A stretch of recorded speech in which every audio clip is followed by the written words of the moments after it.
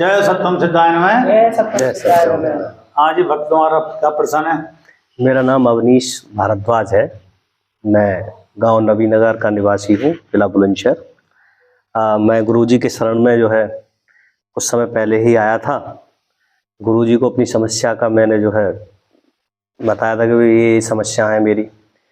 गुरुजी ने जो है अपने आप ही स्वयं ही मेरी समस्या पहले से ही लिख दी एक पर्चे पर, और मैं एकदम अचंभित रह गया कि ये कुछ भी ऐसे संभव है क्या।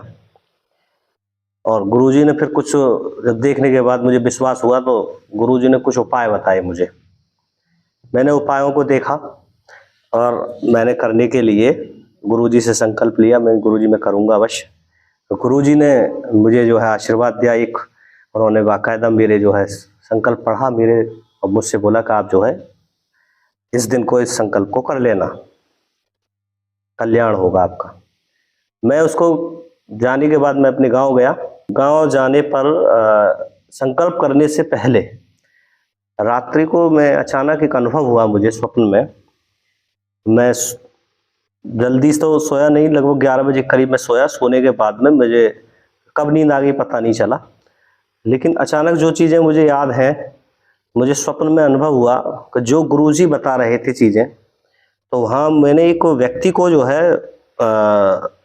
मतलब काफ़ी विशाल व्यक्ति है वो, और वो हमारे आंगन में मतलब घर के आंगन में जो है लेटा हुआ है।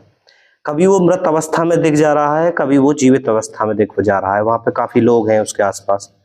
कभी मेरे किसी परिवार के किसी का चेहरा उसके आ जा रहा है, जैसे बाबा का या कोई भी और भी हैं जिनको मैं पहचानता नहीं हूँ, कई चेहरे वो बदल रहा है बार बार।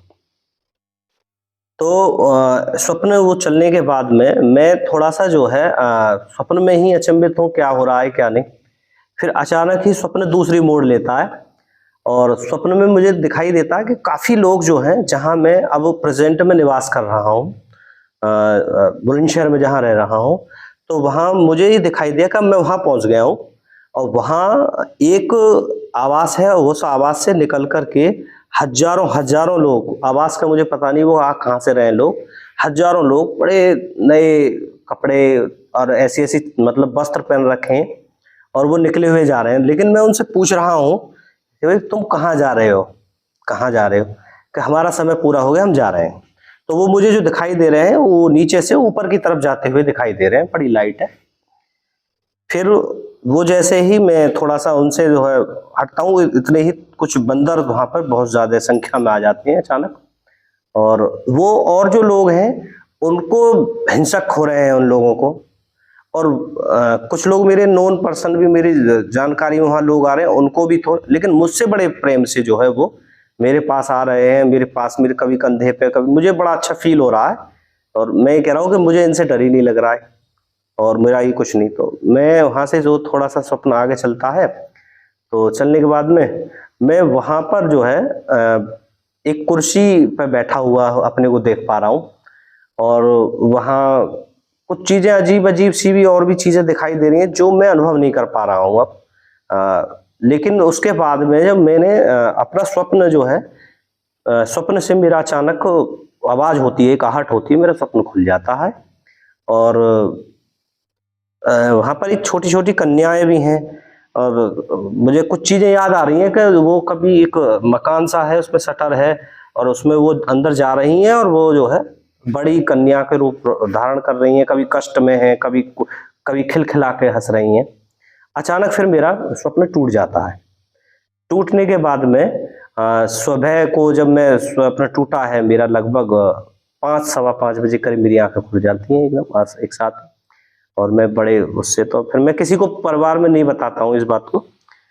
जो मेरे लिए गुरुजी ने आदेश दिया था कि भाई ये क्रियाएं तुम्हें करनी है, ये चीज़ें करनी है, मैंने वो करने के उपरांत यदि गुरुजी का आदेश हो तो मैं उनको बताऊं। वो तो गोपनीय होती है ना। जी। तो फिर मैंने वो सारी चीज़ें करी, और करने के बाद में जहाँ गुरुजी ने बताया था कि वहाँ ये तुम्हारे प्रति ये चीज़ें करी गई हैं, वहीं पर मैंने वापस जाकर के क्रियाएं वो की। और करने के बाद में मुझे फिर अगली नाइट को मैं इंतजार कर रहा था कि भाई ये अनुभव मुझे दोबारा होगा क्या होगा, लेकिन मुझे अगले दिन कोई ऐसा अनुभव नहीं हुआ। बड़ा स्वप्न, बड़ी अच्छी नींद, गहरी नींद अनुभव मैंने की। फिर उसके बाद दूसरे दिन भी मैं वापस अपने बुलंदशहर आवास में लौटा, मुझे कोई स्वप्न दिखाई नहीं दिया। तो उसके बाद मैं बिल्कुल अपने को अच्छा सा महसूस, अपने मतलब रिलैक्स महसूस भी कर रहा हूँ। अब गुरुजी से जो है उसके बारे में मैं जानकारी चाहता हूँ कि क्या ये स्वप्न का अर्थ हो सकता है। आशीर्वाद। देखो भक्त जो है, इसका जो स्वप्न का अर्थ है, बहुत अनुभव से जो हमें प्राप्त है उसके आधार पर हम ये बताते हैं कि वो जो जहार पीर का मंदिर है जहाँ तुम्हें बताया गया है, उस पर तुमको अनुष्ठान करने के विषय में बताई गई। तो यहाँ ये जो दिखा, वो जितना भी विस्तार से व्यक्ति दिखाई दे रहा और उनका चेहरा बदल रहा है, तो वे थे जहार पीर का एक स्वरूप जो तुम पे प्रसन्न है। और उसके बाद जो बंदर हैं वे हैं दूत होते हैं ये। और जिस प्रकार मैंने बताया, तो जहार पीर का वो दर्शन वगैरह ये सब दिखाई दिया, और उसी मंदिर के पास जहाँ ये अनुष्ठान किया गया और उसका उतारा भी वहीं करने का मैंने कहा इनसे। तो उस पर ये अनुष्ठान करने से पहले, चूंकि अमावस्या को एक चीज कही गई थी, अभी अमावस्या गई है और इसके बाद ये नवरात्रि, गुप्त नवरात्रि प्रारंभ हो गई। तो इनके बीच में जो अनुभव होना है उसी से संबंधित वो अर्थ है। जहार पीर का वो दिखाई देना बड़े स्वरूप में, और उसके बाद कन्याओं का दिखाई देना प्रसन्नता और थोड़ा सा अप्रसन्नता के रूप में। तो उसमें मैं बताऊंगा कि भविष्य में उस तरीके का आप जो है, अभी जैसे नवरात्रि चल रही है तो उनकी अष्टमी जब आएगी तो उस दिन कुछ अनुष्ठान कन्याओं को लेकर कर देना, पूजा पाठ वगैरह जो उनका दान पुण्य है वो कर दिया जाएगा। और ये समस्त पितृदोष जो बताया गया था, वो पितृदोष उसमें खुल गया, जिससे बहुत बहुसंख्या में जो पीछे से पितृ सब रुके हुए थे, जो दोष रुका हुआ था, वो भविष्य के लिए समाप्त होकर और वो अपना गतिमान है, अपने उच्चता की ओर जा रहे हैं। कि भाई किसी पहाड़ी जैसी चोटी पे चढ़ रहे हैं तो उसका मतलब होता है कि उन्हें स्वर्गारोहण वगैरह और जो भी उनका लोक है उसकी ओर उनकी गति हो गई है। और ये बीच में जैसे और क्या बताया था हमने, उसके बाद बंदरों का बताया, बंदरों का था। तो बंदर जो है ये दूत होते हैं, ठीक है, ये दूत होते हैं, रक्षक होते हैं। और इनके बारे में बंदर दिखाई देना वैसे हनुमान जी का प्रतीक भी होता है, और जितने भी तीर्थ स्थल वगैरह होते हैं हनुमान जी का और इनका विशेष महत्व होता है। इन्हें खवाने वगैरह का, ये सब चीज करने का, कि भाई इन्हें भोजन दें, चने दें, गुड़ दें, तरह तरह की जो भी सामग्री है वो इन्हें प्रदान करी जाती है। तो इसके करने से इनका तुम्हारे प्रति व्यवहार जो है, क्योंकि जो अनुष्ठान तो बाद में किया गया, लेकिन उससे पहले अनुष्ठान स्वीकार कर लिया गया, आपका अनुष्ठान स्वीकार कर दिया गया। जब हम पढ़ते हैं किसी चीज को शरीर पर रखकर, सिर पर रखकर मंत्र देते हैं, मंत्र दान करते हैं, उससे मंत्र चेतन हो जाता। वो चेतन होने से मंत्र अपना गतिमान करता है और आपको वो जो होने वाला फल है, उसका जो परिणाम है, वो सब दिखाई दर्शन देता, अच्छे या बुरे रूप में। कितनी % अभी रह गई है, कितने % उसका फल आगे मिलेगा तुम्हें, और उसमें क्या क्या शेष विशेष रह गया है, तो उसी के अनुसार फिर उसका अनुष्ठान का पूर्ति की जाती है। तो ये तुम्हें दिखाई दिया और ये अनुष्ठान तुम्हारा सफल रहा। और उसमें जो कन्या वाला है, तो जैसे मैंने बता दिया, अष्टमी आएगी नवरात्रि की, गुप्त नवरात्रि चल रही है, ये मोक्षदा नवरात्रि कहलाती हैं। इसमें जैसे हमारी 4 नवरात्रि हैं चैत की, तो ये जो अर्थ काम धर्म मोक्ष के आधार पर आधारित है। और जैसे वर्ष अब समाप्त हो जाएगा, चैत का प्रारंभ होगा, वहां से नवरात्रि प्रारंभ होगी, तो अभी ये समापन वाली मोक्ष की नवरात्रि होती है। इसमें करने से आपके जो पैतृक हैं और जो पैतृक दोष होते हैं, वो सबका निस्तारण और निवारण होता है।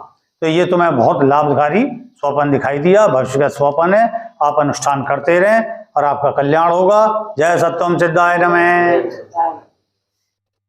आशीर्वाद दिया।